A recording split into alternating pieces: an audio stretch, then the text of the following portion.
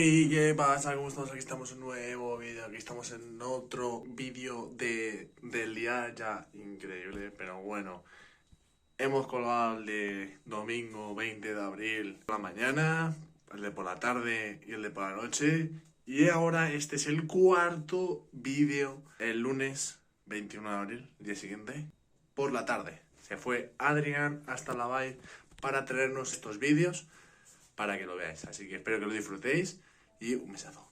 Chao.